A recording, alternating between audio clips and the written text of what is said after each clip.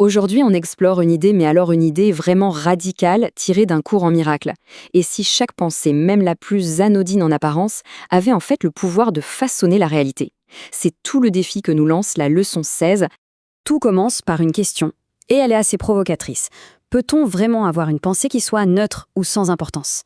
C'est le point de départ de toute notre exploration. La première chose qu'on va donc déconstruire ensemble, c'est ça, l'illusion de la pensée vaine. Et voilà, on y est. L'affirmation centrale, le cœur battant de cette leçon. Je n'ai pas de pensée neutre.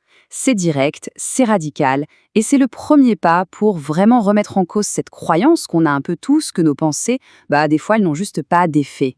En fait, l'idée, c'est que le concept même de pensée vaine ne tient pas la route. C'est une impossibilité logique. Si on y réfléchit une seconde, si ce sont les pensées qui sont à l'origine de la perception du monde, comment pourrait-elle être sans conséquence? Ce serait une contradiction totale. Et ça nous amène directement à la deuxième idée clé, qui est tout aussi puissante. Chaque pensée est un acte de création. Rien, absolument rien n'est passif dans l'esprit. Ici, l'enseignement pose un principe qui est absolu. Il n'y a aucune exception. Tout ce qui est perçu dans la réalité extérieure est le résultat direct d'une pensée. Et attention, on ne parle pas de grandes ou de petites pensées, de pensées puissantes ou faibles. Non, non. Elles sont toutes au même niveau créatrices. Alors, si chaque pensée est créatrice, ça veut dire qu'elle ne peut mener qu'à deux destinations. Deux destinations et pas une de plus, la vérité ou l'illusion. Il n'y a pas de troisième voie. Le texte le formule de manière très claire. Chaque pensée que tu as contribue à la vérité ou à l'illusion. Il n'y a pas d'entre-deux. Chaque pensée, soit elle étend ce qui est vrai, soit elle multiplie ce qui est faux. Et cette diapositive illustre parfaitement ces deux chemins. D'un côté, les pensées vraies, elles créent à leur propre image, elles étendent la vérité.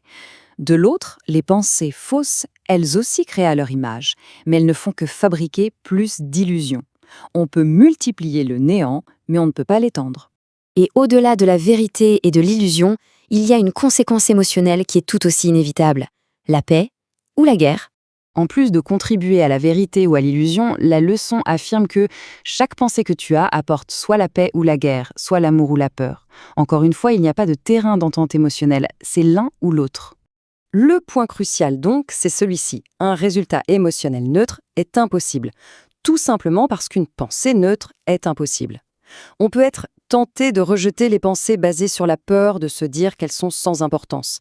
Mais l'enseignement insiste, elles sont toutes, sans exception, destructrices. Bon, après la théorie qui est assez dense, on passe à la pratique. La leçon propose une méthode très concrète pour observer son propre esprit. L'exercice mental proposé est simple et direct. Il s'agit d'observer honnêtement son propre esprit, sans jugement, en traitant chaque pensée, qu'elle paraisse importante ou totalement insignifiante, avec la même attention. Voici la phrase exacte à utiliser. À mesure que chaque pensée émerge, il s'agit de la retenir juste assez longtemps pour y appliquer cette affirmation. Par exemple, cette pensée au sujet de ce projet n'est pas une pensée neutre. Ou encore, cette pensée au sujet de cette personne n'est pas une pensée neutre. Pour que l'exercice reste bénéfique et non une source de stress, des directives claires sont fournies. La clé, c'est la régularité, pas l'intensité. L'auto-observation est primordiale. Si un malaise apparaît, il est recommandé de réduire la durée ou la fréquence. Et on termine sur cette question, qui est l'essence même de la leçon. Si chaque pensée contribue soit à la paix, soit à la guerre, soit à la vérité, soit à l'illusion, la question n'est plus de savoir si les pensées construisent la réalité, mais plutôt laquelle. Quelle réalité est-on en train de bâtir, pensée par pensée?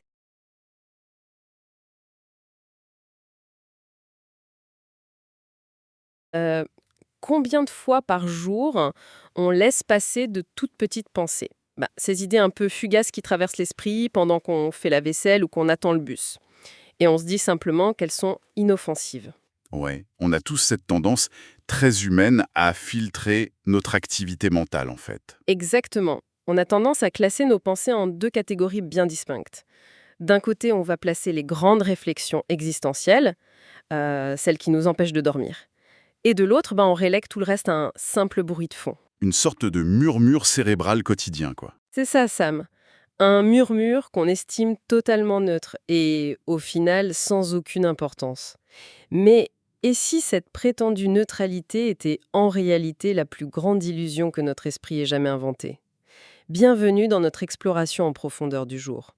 Notre mission pour cette analyse, c'est de disséquer un concept qui semble simple en apparence, mais qui est absolument vertigineux dans ses implications. Vertigineux, le mot est faible. On plonge aujourd'hui au cœur d'une source très spécifique. C'est la leçon 16 d'un ouvrage qui est intitulé Un cours en miracle. Et le titre même de cette leçon pose les fondations d'un changement de paradigme radical. Ça tient en 6 mots. Je n'ai pas de pensée neutre. L'objectif de notre discussion, ça va être de dissiper cette fameuse croyance selon laquelle certaines de nos pensées n'ont aucun effet et de comprendre l'argument central de cette leçon, c'est-à-dire que tout ce que l'on perçoit dans le monde naîtrait directement de notre esprit. Ce qui est fascinant ici, c'est l'aspect purement absolu et sans concession de cette philosophie.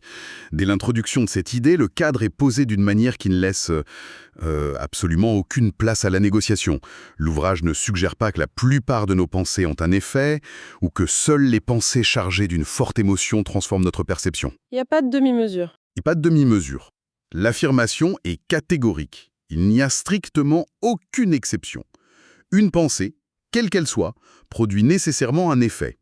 C'est une posture qui bouscule profondément le rapport quotidien que chacun entretient avec sa propre intériorité. Bah oui, parce que ça retire immédiatement ce confort psychologique de l'insignifiance en fait. On peut plus se cacher derrière l'excuse du « oh c'est rien, c'est juste une pensée en l'air ». Exactement. Ok, décortiquons ça, parce que c'est une affirmation qui demande à être avalée lentement. L'argument de base affirme que tout ce que l'on voit est le résultat de nos pensées. Mais là où notre système de classification habituel s'effondre complètement, c'est quand on aborde la nature même de ces pensées. La source indique clairement qu'il n'y a pas de grandes ou de petites pensées. Il n'y a pas de pensées puissantes ou de pensées faibles. Elles sont, pour reprendre l'idée du texte, simplement vraies ou fausses. C'est une vision totalement binaire. Et pour être tout à fait honnête, ça heurte un peu le bon sens au premier abord. Ah bah c'est sûr que l'ego résiste. Ouais, on a tellement l'habitude de donner des poids différents à nos idées, entre penser à ce qu'on va manger ce soir et penser à une réorientation de carrière radicale, l'esprit a naturellement envie de dire qu'il y a une hiérarchie évidente, quoi. Et c'est justement cette hiérarchie que le concept cherche à déconstruire. C'est une logique binaire en effet, et c'est ce qui fait toute la force, mais aussi la grande difficulté de cet enseignement. La distinction entre vrai et faux ne se fait pas sur l'importance sociale ou personnelle du sujet de la pensée. Mais sur quoi alors ? Sur sa nature fondamentale et sur l'effet qu'elle produit. L'idée avancée, c'est que les pensées qui sont vraies créent à leur propre ressemblance. C'est ce qui est appelé étendre la vérité. Il y a là une notion de continuité, d'amplification de ce qui est réel, de ce qui a de la substance. D'accord. À l'inverse, les pensées qualifiées de fausses font leur propre ressemblance en multipliant les illusions. Et le choix des termes est d'ailleurs d'une grande précision. On étend la vérité, on lui donne de l'ampleur, mais on multiplie les illusions. Il y a d'ailleurs une formulation très spécifique à ce sujet dans nos notes qui dit en substance que l'on peut certes multiplier rien, mais qu'on ne l'étendra pas en faisant cela. Voilà. C'est presque mathématique comme approche en fait. Mais concrètement, comment on explique cette histoire de multiplier du rien ? Prenons un exemple très banal du quotidien pour illustrer ça. Imaginons quelqu'un qui regarde une simple tache sombre sur le mur de sa chambre dans la pénombre. D'accord, je vois la scène. La perception neutre n'existe pas. L'esprit va forcément interpréter cette tâche. S'il génère une pensée fausse fondée sur la peur, il va interpréter cette tâche comme étant, disons, une grosse araignée. Ah oui, le classique. À partir de cette seule pensée, les illusions vont se multiplier, le rythme cardiaque s'accélère, les muscles se tendent, le sommeil devient complètement impossible, la pièce entière devient un lieu de danger. Toute une réalité physiologique et psychologique vient d'être créée. C'est fou. Pourtant, à la base, il n'y a rien. Du moins, rien de ce qui est perçu. On a multiplié une illusion à l'infini, on a créé des effets en chaîne, mais on n'a absolument pas étendu la vérité de la situation. La somme de toutes ces angoisses reposera toujours sur un grand rien initial. C'est une excellente façon de le visualiser. En fait, pour aller encore plus loin dans la mécanique de cette idée, on pourrait utiliser l'analogie d'un projecteur de cinéma. Ah, j'aime bien cette idée. Imaginons que notre esprit, c'est la lampe du projecteur, toujours allumée, et que nos pensées sont la pellicule du film qui défile devant l'objectif. Le monde que l'on perçoit tous les jours autour de nous, c'est simplement l'écran sur lequel le film est projeté. C'est très visuel, oui. Si la pellicule contient l'image d'un hostile, on verra un monde hostile sur l'écran.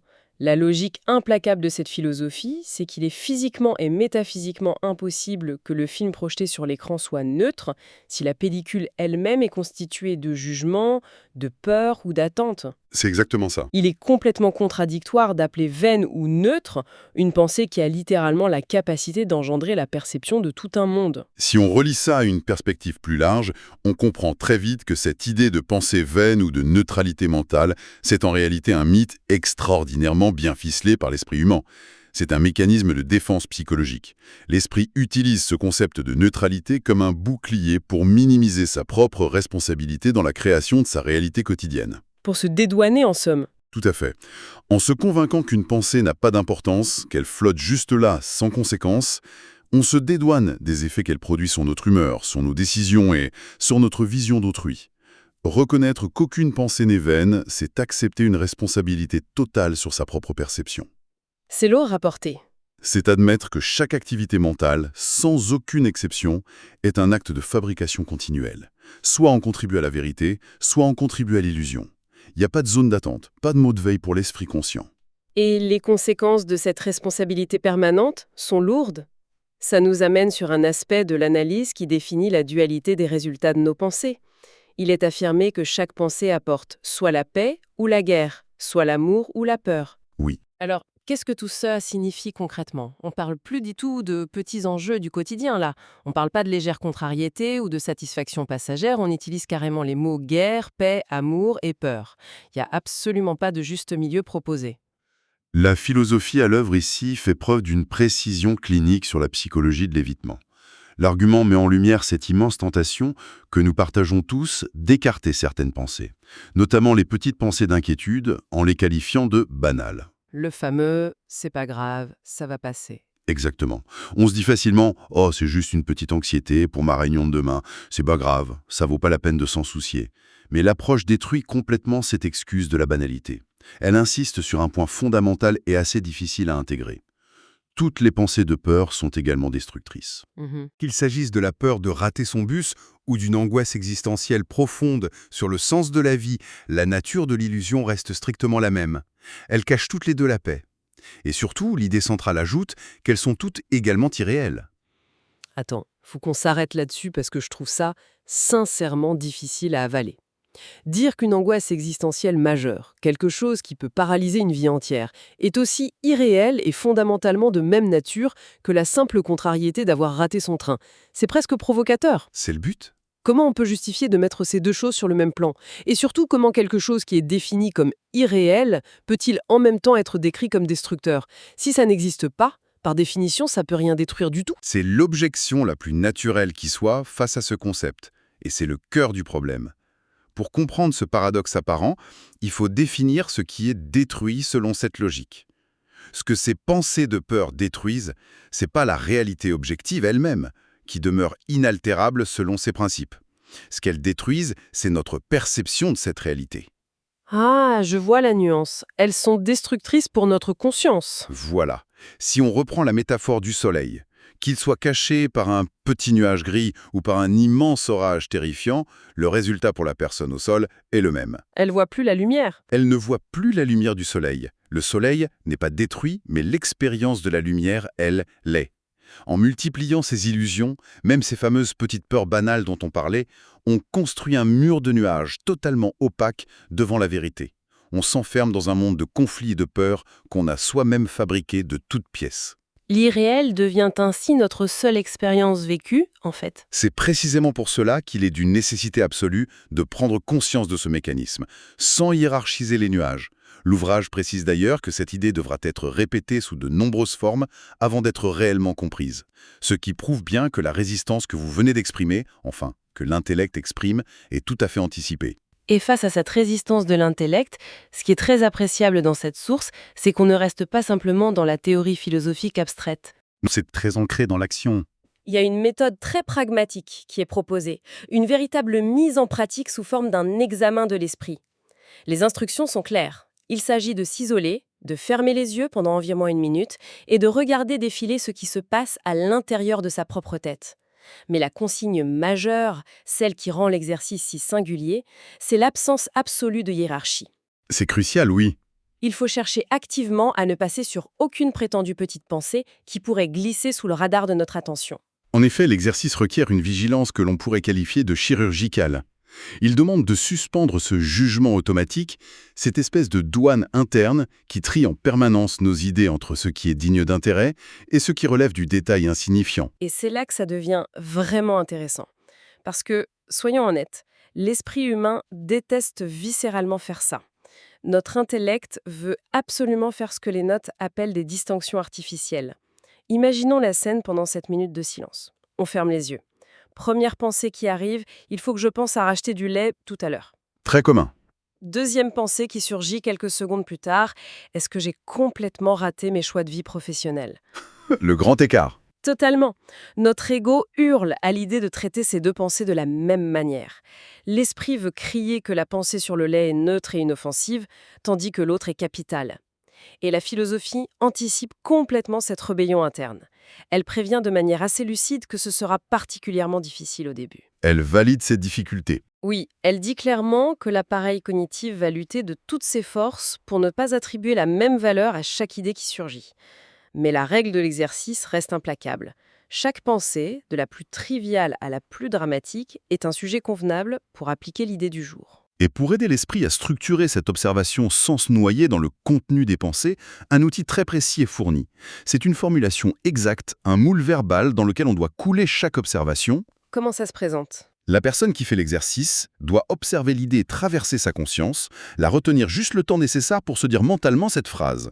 Cette pensée au sujet de, et on nomme le sujet spécifique de la pensée, n'est pas une pensée neutre.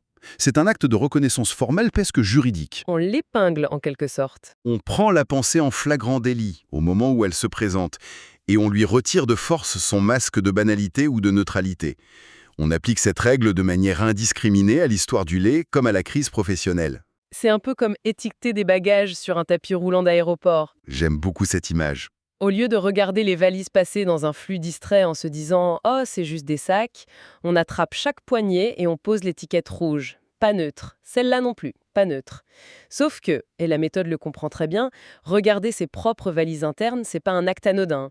Quand on commence à observer honnêtement la nature de ses propres pensées, certaines vont inévitablement être très désagréables, effrayantes ou même culpabilisantes. C'est inévitable. Et si une pensée provoque un malaise particulier pendant cette minute, une sorte de rustine cognitive, une phrase alternative très spécifique est proposée.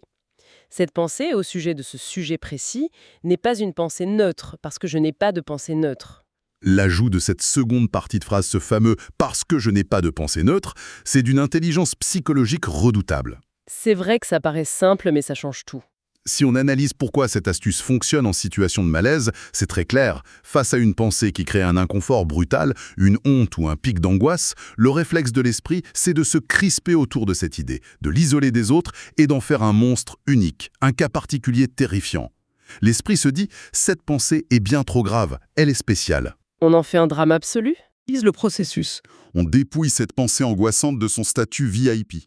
On ne dit pas qu'elle n'a pas d'effet. Au contraire, on affirme qu'elle en a un, mais on rappelle à notre conscience qu'elle fonctionne exactement selon les mêmes lois de la physique mentale que la pensée sur la liste de courses. Ça remet les choses à leur place. Ça désamorce instantanément la gravité dramatique exceptionnelle qu'on venait de lui attribuer. C'est un rappel à l'ordre qui aide considérablement à dégonfler une obsession naissante et à maintenir la personne qui observe dans un état de détachement et de neutralité face à la non-neutralité de ses pensées. C'est une échappatoire face à la tension qui est très bien pensée. D'ailleurs, la gestion globale de cette tension fait partie intégrante du mode d'emploi de cet examen mental. Les recommandations sur la posologie, si je puis dire, sont très claires et nuancées. Oui, on ne demande pas de faire ça toute la journée. Il est suggéré de faire 4 ou 5 périodes d'exercice dans la journée, mais avec une condition majeure. Ça doit demander relativement peu d'efforts. Si on sent que le processus crispe, si une tension s'installe dans l'observation, on est invité à réduire la fréquence à 3 fois. C'est la soupape de sécurité. C'est ça. Et même la durée de la minute d'introspection n'est pas sacrée. Elles doivent être écourtées s'il y a le moindre malaise persistant. On ne cherche absolument pas la performance ou l'endurance dans la souffrance psychologique. Cela soulève une question importante sur la pédagogie inhérente à cette démarche. Il y a un contraste fascinant à observer. D'un côté, on a une intransigeance absolue sur le principe métaphysique fondamental. Le postulat de base ne bouge pas d'un millimètre. Zéro exception. Il n'y a pas d'exception, la neutralité n'existe pas. Chaque pensée construit un monde de guerre ou de paix. Mais d'un autre côté, il y a une immense bienveillance dans l'application pratique de cette règle. La source reconnaît explicitement la fragilité de la perception humaine actuelle. C'est rassurant d'un certain côté. Forcer un esprit non entraîné à regarder fixement son propre pouvoir créateur, à constater la quantité astronomique de pensées, de peur et de jugement qu'il produit à la minute, cela peut être terrifiant. C'est le vertige de la responsabilité. Ah, ça c'est vertigineux, oui. Diminuer la cadence, autoriser l'esprit à faire des pauses. Cela permet d'assimiler ce changement de paradigme sans créer une réaction de rejet pure et simple. Paradoxalement, cette restructuration cognitive profonde, qui consiste à réaliser qu'on fabrique sa propre réalité, doit se faire dans un minimum de douceur et de paix intérieure pour être efficace. On ne force pas le mécanisme, on l'apprivoise. Si on devait résumer le cheminement de cette exploration en profondeur, accepter l'idée de départ, accepter fondamentalement l'impossibilité des pensées neutres, c'est finalement un acte de réappropriation. C'est récupérer la pleine conscience de son pouvoir sur sa propre perception. C'est tout l'enjeu. Chaque instant, chaque idée fugace dans la file d'attente de la boulangerie devient un embranchement actif qui mène soit à la guerre, soit à la paix, soit à la peur, soit à l'amour. L'idée de la pensée inoffensive qui flotte sans conséquence est une fiction rassurante, un mythe confortable, mais qui nous maintient dans l'illusion de subir le monde. La sortie de cette illusion passerait par cette reconnaissance brutale, mais incroyablement libératrice. Notre esprit n'est jamais au repos. Il est l'architecte perpétuel de la réalité que nous expérimentons. C'est le renversement complet d'une perspective passive vers une perspective active.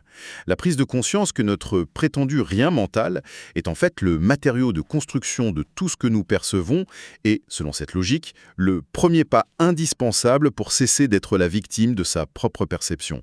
C'est l'essence même de la responsabilité cognitive. Ce qui nous amène à une dernière réflexion pour clore cette analyse et prolonger la résonance de ce concept. Si on suit cette logique jusqu'au bout, on se retrouve face à un vide vertigineux. Si absolument chaque pensée, sans la moindre exception, construit activement notre monde, étendant la vérité ou multipliant l'illusion, que se passe-t-il quand la machine s'arrête ? C'est une excellente question. Que se passe-t-il dans cet espace silencieux ? Cette fraction de seconde totalement impalpable, juste entre deux pensées. Est-ce que ce serait là, finalement, le seul et unique véritable endroit neutre qui puisse exister ? Je laisse chacun s'asseoir avec cette réflexion. Ces podcasts ne constituent pas une interprétation officielle de Un cours en miracle. Ils ne prétendent ni expliquer le cours dans son entièreté, ni remplacer l'étude personnelle du texte.